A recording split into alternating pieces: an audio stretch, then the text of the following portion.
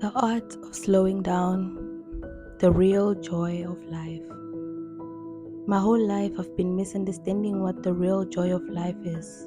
I've been caught up in the whole idea of chasing worldly riches, and I wanted all these things at a specific time. I would be so shattered if I set a goal and not be able to reach it on the time frame that I needed it to be reached. And my whole life, God has been showing me that He's the architect of all the projects in my life, that He's the writer of my story. I would plan and He'd let His own plan prevail all the time with no fail. And all these encounters of failure and disappointment taught me that I need to surrender to God's will. Not only did it teach me that, but also teach me the real joy of life that is found in the day-to-day life and the grace that comes with each day.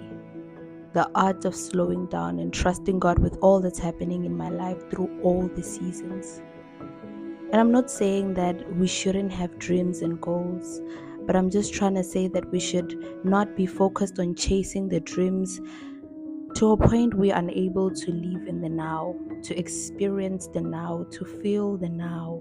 Because truly speaking, things always turn out the way God wants them to. It is not in our hands. So my life changed the day I surrendered to His will, the day I trusted His plan. And now I'm able to have peace in the middle of a storm, laugh a bit louder, even when things aren't going according to plan. And I think it's because I've mastered the art of slowing down. Every day I look around and I realize there's thousands of tiny miracles, and I just choose to be grateful for them, rather than focusing on what could have been. See, Matthew 6:11 says, God measures our grace only one day at a time, that He provides in all our needs one day at a time.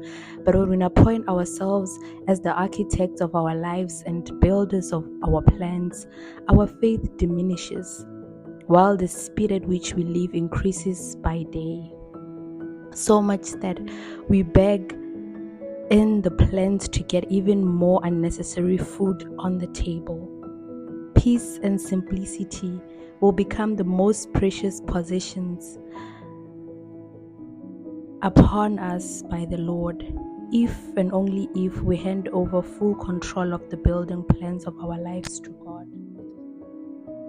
So slow down, dear one, and take your time to taste the sweetness and unwind, for in the art of slowing down, you'll find a life more rich and a heart more kind. Let the world spin fast, but let your heart find rest. In the stillness, you'll find your inner peace, and a life that lived with purpose and release.